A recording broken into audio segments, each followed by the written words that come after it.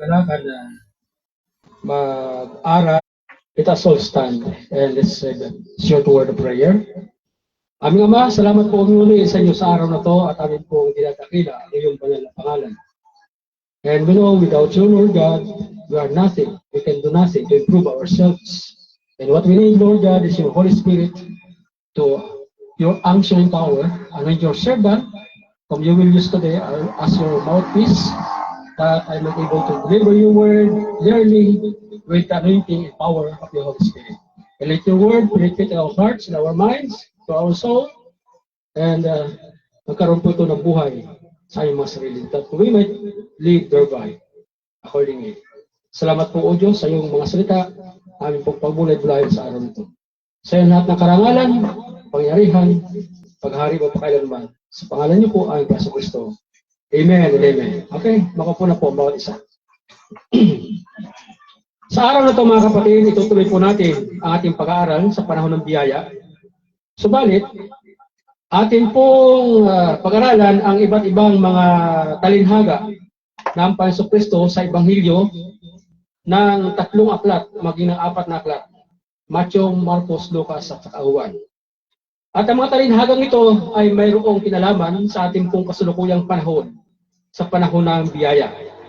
Noong nakarang linggo ay ating pong tinalakay ang Matthew 20, kung saan ay nagbigay ang Diyos ng talinhaga tungkol sa pagkatawag niya sa kanyang iglesia o sa mga nilalang niya sa iba't ibang panahon hanggang sa kalusukuyang panahon natin. Yung talinhaga tungkol po sa pagtawag ng Diyos sa kanyang ubasan. Hanggang ngayon, hindi pa po natatapos ang kahulugan nun. Kasalukuyan po ito nangyayari. Dadagdag po natin ngayon itong Matthew chapter 22. Itong Matthew 22 po ay mula sa talatang 1 hanggang 14, ay masasabi kong marriage supper of the Lamb illustrated through parable.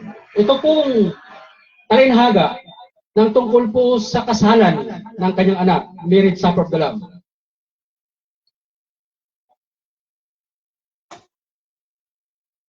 May kinalaman po ito sa darating na panahon sa pagdating ng Panginoong Kristo. At sa ating nabasa kanina ay muli natin tunghayan ang chapter 22 mula sa talatang 1. At bagamat hindi ko ito babasahin ng dire-diretso, subalit ito po ay may mga iwang talata rito na nais kong bigyang pansin. Na ang kaharian ng langit ay muling inihalin tulad ng Panginoon.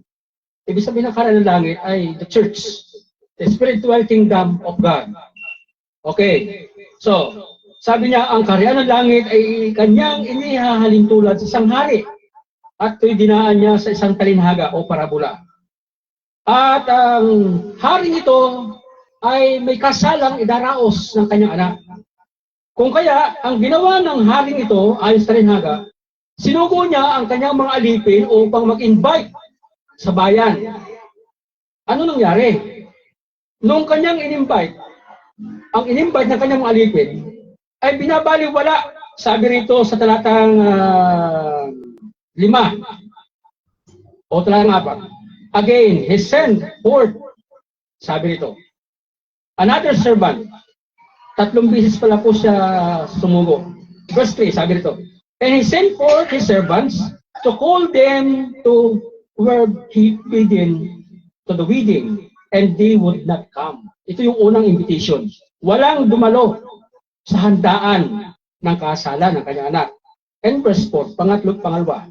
Again, they sent forth other servants, saying, tell them which are bidden, behold, I have prepared my dinner, my oxen and my flocks are killed, and all things are ready. Come unto the marriage. Verse 5, but they made light of it. Tumanggi po yung mga tao at nagkaroon po ng mga alibay. And went their ways, one to his farm, okay, and another to merchandise. Kamu yung mga niyayahan na hindi pinansin yung kasalan.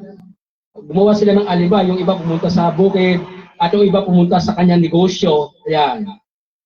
And ang masama pa rito, verse 7, or verse 6. And the remnant took his servants and entreated them, and spitefully and slew them. Yung mga alipin na sinugo ng hari upang i-invite yung mga tao, ang ginawa ng iba na mga loko, yung mga sanggano, ay pinagbubugbog at minaltrato yung alipin ng hari at pinatay. Now, matindi. Tapos, sabi rito, nang marinig ito ng hari, verse 7, nagalit siya. Kaya, isinugo niya ang kanyang mga sundalo at kanyang winasak at sabi rito, winasak ang kanyang mga bahay at sinunog ang kanyang mga syudad. Well, ito matindi. Destroy those murderers. Talagang, kumbaga, pinagpapatay siguro niya ang kanyang kanyang mga sundalo, yung mga pumatay sa kanyang mga alipin. At yung mga bahay ng mga tao yon ay sinunog at ang syudad nila ganun din. Yan. Now, bigyan po natin ngayon ng pagbubulay-bulay. Ano po bang ibig sabihin ito? Tandaan po natin, talinghaga ito. Bagamat ito ay istorya na literal, pero hindi siya aktual na pangyayari, kundi dinaan niya sa kwento. At ang kasalang ito, masasabi ko na walang ibang tinutukoy kundi ang marriage supper of the Lamb. Yung pong kasalan ng Diyos na inihanda niya sa kanya iglesia upang ikasala iglesia sa Panginoong Kristo pagkatapos po ng rapture. Ito po siya. Ngunit, nakalulungkot na ang talinhagang ito ay kasalukuyan ang nangyayari sa panahon natin. Bakit kamo? Kasi, unang-una, sinugo ng Diyos ang kanyang mga servants, ang kanyang mga mangangaral. Sa bayan Israel, yung unang pagsugo niya ng kanyang mga alipin, kasama pati ang Panginoong Kristo doon. Anong ginawa ng mga tao ng kanyang bayan? Hindi pininiwalaan. Binaliwala nila ang salita ng Diyos. Ang invitation ito sa marriage ay hindi pa muna nangyayari yung marriage supper of the Lamb, kundi yung marriage o pagsama-sama, pagsasalo-salo sa Ebanghelyo ng Panginoon. Kaya sabi ng Panginoon, handa na ang aking piging at ang mga tao kinakailang i-invite sila. Subalit nakalulungkot, yung unang sugo ng mga alipin ng hari, hindi po pinansin ng mga tao. At ito'y tumutukoy sa bayang Israel na mismo ang Panginoong Kristo, ang kanyang mga alagad, sinugo niya upang magbigay ng invitation sa Ebanghelyo ng kaligtasan. Anong ginawa ng bayang Israel? Binaliwala, hinamak ang Panginoong Kristo, nalipusta, pati mga alagad, pinagtutuya, at ano ng pinagagawa. Pangalawa, hindi po tumigil ang Diyos Ama bilang hari, kundi nagsugo pa siya ng iba pang alipin. At ang sabi, anyayahan yung mga tao. Lahat na matagpuan nyo, anyayahan nyo at sabihin nyo, handa na ang aking piging. Pinatay ko ang aking pinatabang mga baka at inanda ko ang piging na to para magkaroon ng kasiyahan sa kasalan ng aking anak. Ano nangyari? Ang pangalawang bagay na ginawa ng hari, pagkasuko ng kanyang malipit, anong ginawa ng bayang Israel? Pinagpapatay, pinagbubugbog, maging ang Panginoong Kristo ay pinapatay nila, maging ang mga alagad ay kinulugsan nila, pagkatapos ito ay pinirsecute hanggang kamatayan. Now, literal nangyari ito. Nang mabuhay ang Panginoong Kristo na maguli, si ikatlong araw, yung mga alagad pinabilanggo, kasama ng mga Roman Empire, ng mga Israelita, yung mga ibang alagad ay pinag-uusig, maging si Pablo, na Israelita din, ay binigyan pa ng license to kill. Isang sulat na nagbibigay ng kapangyarihan upang lahat ng iglesia, lahat ng mga disipulo ng Panginoong Kristo na kanyang matagpuan ay papatayin hanggang sa pasukdulang sumapit doon sa daan o sa highway ng papuntang Damasco ay nakadaong palad ni Pablo o ni Saulo ang Panginoong Kristo at doon nabago ang kanyang buhay. Ngunit bago nangyari yon, marami muna mga Kristiyano nangamatay. Well, samantala ang anyaya sa mga tao di masama, kundi magkaroon ng kasalan at magkaroon ng handaan at nakahanda na. Ano ibig sabihin itong kasalang ito? Ito yung marriage supper of the Lamb. Ano ibig sabihin itong handaang ito? Ito ay ang ibanghilyo ng Panginoon, pagsalusuluhan ng ating mga kaluluwa at espiritu. Lahat ng tao sa buong mundo, unang-unang Israel, sila ang unang na-invite ng Panginoon. Anong ginawa? Sa halip na kalang pakundanganan at bigay ang konsiderasyon na pumunta sa tiging bilang invitation, ay hindi. Hinuli nila ang mga lipin ito.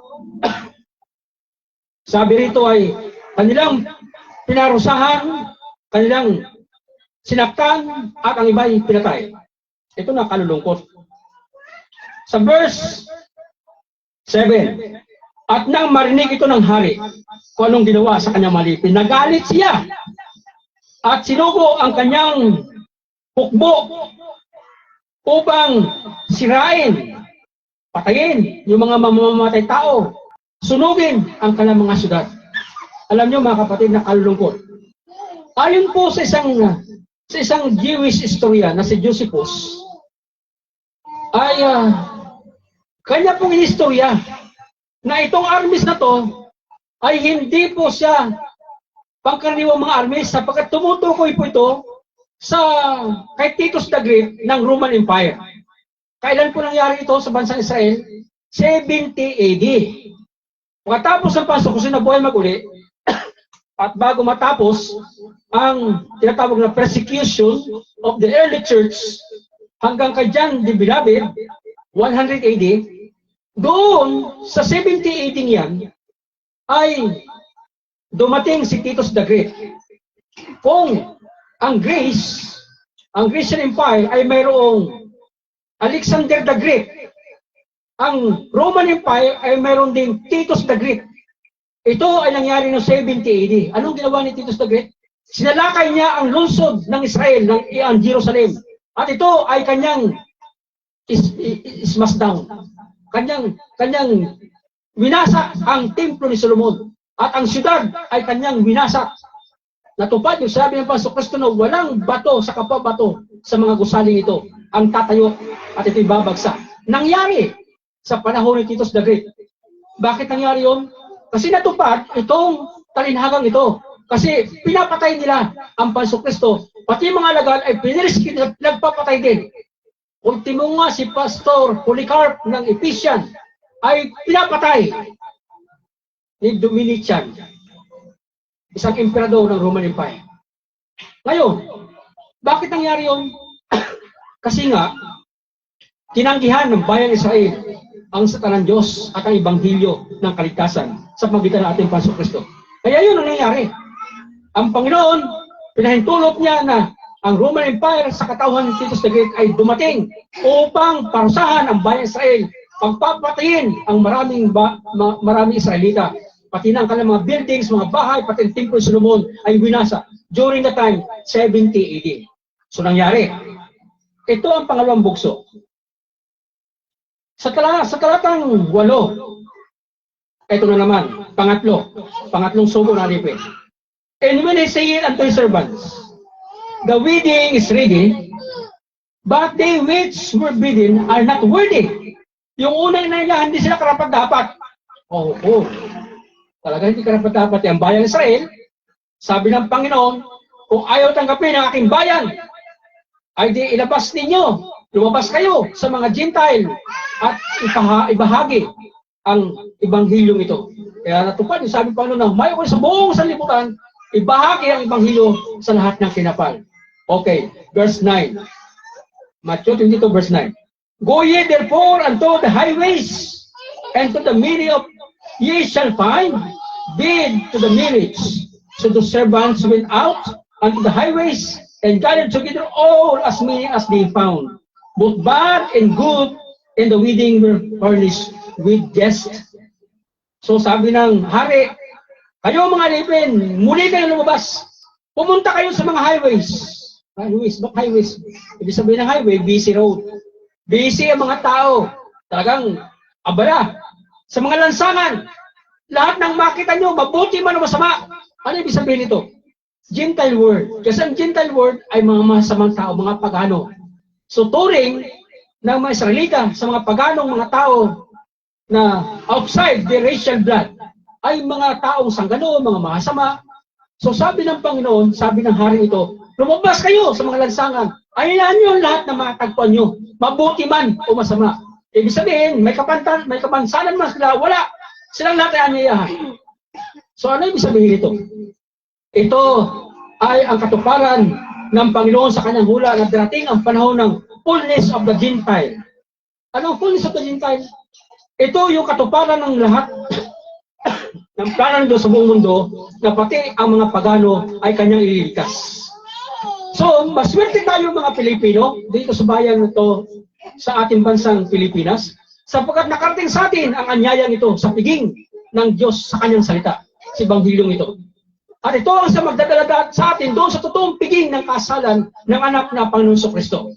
Subalit, sa kasalukuyan, ipinaghahanda ng Diyos ang kasalan ito at ang sabi ay, it's already furnished.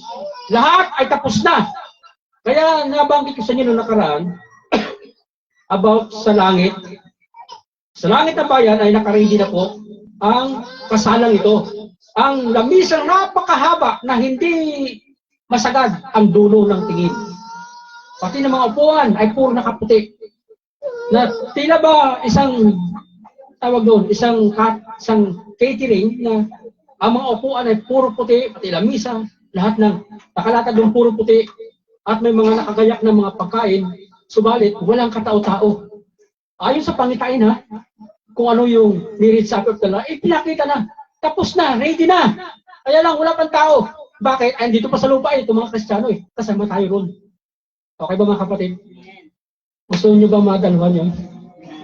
Kaya lamang, ating munang usisahin ang ilan sa mga talata dito sa ating pag-aaral. Itong mga niyayahang ito, mabuti man o masama, basta't ang usapan, meron silang damit pangkasal. Okay? So dito po, verse 11, and when the king came and see the guest, kasi puno na eh. Kumbaga, ang buong mundo ay talagang kumbaga nakisalo na. And we all invited, all kindreds and tongues and nations throughout the world, worldwide, was invited. We were invited to this piging upang ang piging natin mapuno ng guest, kasama tayo ron. Ito matindi. Verse 11. And when the king came to see the guest, he saw there was a man which had not on a wedding garment. Naku po. Nung ang hari ay pumasok sa bulwagan upang makita niya ang lahat ng mga guest na niyahan, mabuti man masama, walang anuman, may kapantasan man o wala. Wala yun sa hari. Kaya lang, iisa ang kanyang role. Dapat lahat ng pupunta doon ay nakapandamit pangkasal. Yun ang matindi ron. Ha? Hindi po pwedeng iba yung kasuotan o bagamat sa tingin mo formal yung damit mo pero hindi taga pangkasal. Hindi para doon sa okasyon ng kasalan. Anong nangyari? Sabi nito, may nakita siyang tao na nakaupo sa among the guests. Subalit, kakaiba yung kanyang suot, hindi nakadamit pangkasal. So verse 13, and the king said unto his servants, bind him hand and foot, and take him out, and cast him into the outer darkness. There shall be weeping and gnashing of teeth. Wow! Pulihin yan, taong yan, na hindi nakadamit pangkasal, sabi ng hari. Kapusin ang kanyang kamay pa. Tapos, ilabas siya at inyong ihagis sa kadiliman upang doon magngalit ang kanyang ngipin. Anong ibig sabihin ito kadiliman? Hindi impyerno. Kasi ang impyerno napakadilim na lugar at wala kayo makita kundi lingas ng apoy. Doon, ibubulit ang lahat ng taong hindi nakadamit pangkasal. Naku. Ano ba itong damit pangkasal? Ito po ang tawag dito ay robe of righteousness. Robe of righteousness. Damit pangkasal. Ito ay damit ng katuwiran. Lahat ng pupunta sa piging ng Diyos sa kanyang anak, dapat hindi po ito literal na damit. Ito po ay buhay ng may kabanalan at buhay ng mayroong katuwiran. Ngayon pa lang mga kapatid, inihahanda na ng Diyos ang bawat isa sa mga guest na to. Ikaw at ako ay guest ng Panginoon sa kasalang ito ng kanyang anak. Kaya lamang, ang usapan dito, dapat nakapandamit ka pagkasal. At ang damit na ito hindi literal. Bagamat linggo-linggo, nakadress to kill tayo, kumbaga. Nakatoksido, kumbaga. Sa ibang church, ganun eh. Talagang may mga churches na talagang pagka panahon ng linggo, nakalugay ang mahabang buhok ng mga kababaihan, nakadamit sila ng maputi. Lahat, babae man o lalaki man. Nalala ko si si Will de Almeida, si Pastor Will de Almeida. Tawa ko kung sino nakadalo sa Miracle Crusade. Basta't gawain ng Panginoon, babae at lalaki, lahat nakaputi. Yung mga babae ang haba ng buhok, nakaputi silang damit. So pinapractice nila. Pangalawa, itong latest lang, itong Kay Buloy, ganon din. Nakaputi sila. Maganda yung practice nila. Kaya naman din maganda yung kalang teaching. Okay? So, maganda. Si itong charismatic group, sino yung pangalan to? Na ngayon ay medyo hindi na siya halos naglalabas. Si Mike Gilardi. Ganon din. Lahat ng kanyang mga taong magpiperform kasama sa gawain, puro nakaputi. Saludo ako sa mga taong ito. Kaya lamang, itong ating pinag-usapan sa pag-aaral ito, hindi sa literal na damit. Ito po'y tumutukoy sa buhay espiritual. Pagdating ng Pasong Kristo, hindi po pwedeng isama niya yung mga tao na hindi damit pangkasal. Sila ay pupunta sa impyerno. Ang pwede naman makapasok sa kasalang ito ay yung mga taong mayroong damit pangkasal. Ito, ibig sabihin, ay buhay na may katuwiran. Buhay na walang batik, kulubot o kapintasan. Sa atin makita yan. Ephesians chapter 5. Tingnan natin ha. Malinaw dito sa Ephesians chapter 5. Itong klase ng mga buhay ng tao ang daratnan ng Panginoon Kristo. Kung gusto niyo buksan, kasama ko ang inyong banal na sulatan sa Ephesians at ating tingnan kung ano sinasabi rito. Chapter 5, verse 26.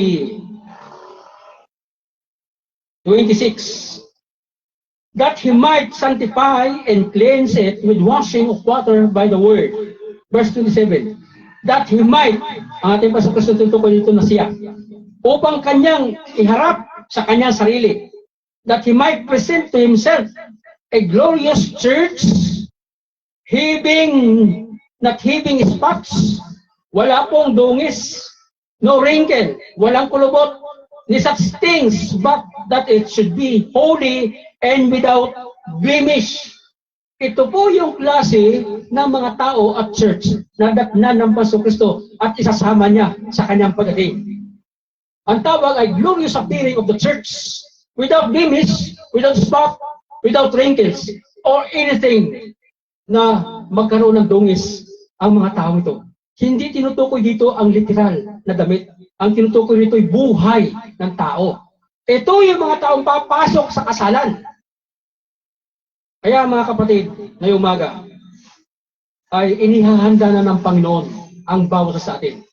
Alam natin ang requirements na hindi pupunta sa rapture, hindi mapapasama sa rapture ang mga taong may kapintasan sa buhay. Kaya ngayon pa lang, atin na pong inaayos, sorry po, wino-work out natin ating mga sarili upang ating mga buhay ay magkaroon ng matuwid na pamumuhay sa harapan ng Panginoon. Meron tayong napakalaking tsansa at napakalaking pribilehyo. Habang hindi pa natin narinig ang huling pakakak o huling trompeta ng Diyos, ngayon pa lang ay napakalaki na ng ating tsansa. Upang ayusin ang buhay natin, dapat out and in, ano yung ibig sabihin ng, sa labas man ng iglesia o sa loob man ng iglesia, ang buhay natin hindi nagbabago, yun pa rin tayo. Hindi po pwedeng tayo po ay parang unyango. Ano bang unyango? Hindi ko alam kung narinig niya yan sa kanyan. Yung bang ibon na, ibon ba, hayop, na pag napalapat sa isang kahoy, isang halaman, anong kulay nun? Yun na rin kulay niya. Unyango. Yan tawag ng mga, sa probinsya ng Mindoro, isang hayop na gano'n, na pag siya ay napasama sa ganung kulay, gano'n na rin buhay niya. Ibig ko sabihin, ikaw kapatid at ako, bilang tao, kung saan ka man pumaparoon araw-araw, huwag ka maging gano'n. Kung ano yung darating mong tao, gano'n ka rin. Hindi gano'n. Dapat sa loob man o sa labas ng gawain ng Panginoon, sa tahanan man o sa labas, iisa ang ating buhay pinapakita. We still have that righteousness of life. Life of righteousness. Yung damit natin na matuwid sa harapan ng Panginoon. That's kind of life. Darating at darap na ng Panginoon. Okay ba mga kapatid? Amen. Yan ang dapat natin gawin. Kasi itong kasalang ito hanggang ngayon hindi pa nangyayari. Kaya ang panahon ng biyaya ay napakalawak po. Ang atin pong, tawag doon, ang atin pong pagkakataon, ang ating opportunity na gawa natin ang paraan, i-work out natin ang ating mga sarili pagpatungkol sa kalikasan. Napakalaki pa ng tsansa natin. Kaya kapatid, kung ikaw'y nakikinig, maging sa live streaming nito, at easy going Christian ka, mayroon pa mga sakang nangyayari. Yung mga Sunday goers Christian, Kristiyano na sila pag linggo. Pag Lunes hanggang ibang araw, hindi na sila Kristyan. Sa loob na sila ng simbahan Kristyan. Hindi kailangan kapatid yan ng Diyos sa kanyang pagdating. Kasi pag ganyan ang buhay mo, be sure. And malaking questionable po yan. Malaking question mark. Maaaring hindi ka mapasama. Nagsasayang ka ng panahon. Kaya ngayon pa lang, ayusin mo na ang buhay mo, kapatid. Huwag kang patumpik-tumpik. Huwag kang parang Christmas light, patay sindi, iinit lalamig. Namimili pa ka mo ng kapilya. Gusto yung mga kapilyang naka-aircon para masarap matulog doon. At wala sa kanya yung mga aral, hindi sa kanya yun. Ang sa kanya, basta doon sa sikat ng mga churches. Walang masama doon eh, okay yun. Kailangan, kapatid, ang usapan, pagdating ng rapture, iisa lang ang qualification na hintayin ng Lord. Dapat ang buhay mo ay mayroong matuwid na buhay. Yan yung ating room of righteousness. Yan ang usapan doon. Pag wala ka niyan, kapatid, kahit marami kang simbahan, dinaluhan, at lahat ng kapilya ay may pangalan ka doon, hindi makagrantiya yan sa'yo. Hanggat ang buhay mo ay hindi matuwid sa harapan ng Panginoon. Yan ang usapan dyan. At kung, kapatid, anuman ang buhay mo sa kasalukuyan, ngunit taglay mo ang damit katuwiran ng buhay natin, sigurado, pagdating ang Pasok Kristo, sa gusto mo, sa ayaw mo, isasama ka ng Panginoon sa rapture. Sapagkat yun ang kwalifikasyon na hinihintay ng Panginoon sa buhay natin. Okay ba mga kapatid? Yan ang tinitiyak ko. Yan sinasabi ng Banal Sulatan. Kaya mga kapatid, sa umagang ito, ang atin pong kaisipan ay dapat nakaprogram. Kinakailangan natin i-program ating mga isipan. Sa pagdating ng Panginoon, saan ka man naroon, taglay mo ang buhay na may katuwiran sa harapan ng Diyos. Okay, ngayong umaga mga kapatid, sino man po sa atin ang mayroong mga depekto sa buhay? Alam natin, tayo po may kailangan. Wala isang kwera, pati anyong likod mo to, marami ding mga kailangan sa buhay. Kaya lamang, ang rito, hanggat maaari, gawan mo ng paraan na magkaroon ka ng pag-workout sa inyong sarili, sa aking sarili, para pag dumating ang Panginoon nakarili ka. Hindi tayo patumpik-tumpik. Nalaalam mo ba yung yung isa sa kalinhagan ng Lord tungkol doon sa 10 dalaga? Yung 5 roon ay matalino at yung 5 roon ay mangmang. Yung mga mangmang na mga dalaga, tumutukoy sa church yun. May mga iglesia na, may mga Christian na wise, may mga Christian na hindi sila ganoon, mga mangmang. Wala silang reservang ilawan at yung langis ng buhay nila sa buhay spiritual. Umaandap-andap. Kapatid, ngayong umaga, mayroon tayong malaking tsansa para gawin ang ating narapat gawin para maitumpak ating buhay sa paglilingkod sa Panginoon. Tayo lahat ay mas tayo at tayo pinagdalangin. Hallelujah, glory to God. Ngunit may isang talata bago tayo manalangin doon sa ating binasa kayo na. Sabi rito, for many are called, but few are chosen. Verse 14, for many are called, but few are chosen. Ito ang karugtong na sinabi ng Panginoon sa talinghagang ito. Kapatid, marami ang tinawag. Ngunit kakaunti ang hinira. Noong nakaraan, nabasa natin, ang lahat ng mga tinawag, hindi lahat ay nauna. May nauna na nahuli at may nahuhuli na mauna. Hindi lahat na tinawag ay hinirang. Kapatid, sa umagang ito, ikaw ba ay hinirang? Maaari kay tinawag, subalit hindi ka hinirang. Ano yung sabihin niyan? Ikaw rin ang gumagawa ng paraan para hindi ka mahirang. Ikaw rin ang gumagawa ng paraan. Ikaw ay nauna, pero nahuli. At yung mga nahuli, siya nauna. Practice ito eh. Anong practice? Yung matandang Kristiyano, kung tumanda na sila roon, nainip. Kaya katuwiran, ako pupunta na roon pag nag-start ng gawain. Pero matanda ng Kristiyano yan ha, tumagal sa gawain ng Lord. Yun ang kanyang katuwiran. Ito naman bago sa Panginoon, hindi pa nagsisimulang gawain ang program, ando na sila sa gawain ng Panginoon. Nahuli lang sila na Kristiyano, pero lagi sila nauna sa gawain ng Panginoon. Practice yan. Kapatid, ano ang practice mo sa araw na ito? Ikaw ba'y nauna na nahuli? Ang katuwiran mo sa kanila kung pupunta rin pag nagsimula ng gawain? Ito naman mga nahuli, kainilan ng kanilang pananampalataya, lagi silang nauna. Alin ka doon? Hindi lahat ng tinawag ay hinirang. Tayo natin manalangin. Aming Diyos, makapangyarihan sa lahat sa araw na ito. Kami po ay nakangatayo sa iyong presensya. Batid niyo pong bawat sa amin kung ano po yung aming attitude when it comes to serving you. It's our high duty to serve you, praise you, and worship you. That's the high duty of our hearts, to worship our God. But now, we must be in reasonable service. Ano man po yung mga rason namin kung bakit hindi namin maibigay ng buo-buo ang aming mga sarili. Kayo ba ng Espiritu ang nakasusuri ng aming mga puso't damdamin sa araw na ito. Panginoon, kayo po ang magsalita, kayo po ang magbigay ng speak your heart and our hearts, and our conscience, convict our hearts, Lord God. Sumbatan niyo po ang aming mga buti, aming mga puso, sa namang mga problema na aming kinakaharap, ano po yung mga challenges ng buhay. Panginoon, hindi maging hadlang ito para hindi ka makapagpatuloy sa paglilingkod sa iyo. O Diyos, salamat po, ano man po aming pong araw-araw na kinabubuhay, ano po ang araw-araw na kilos namin, isa lang po ang roles na binibigay niyo sa amin. Dapat namin suot lagi aming damit katuwiran, our robe of righteousness.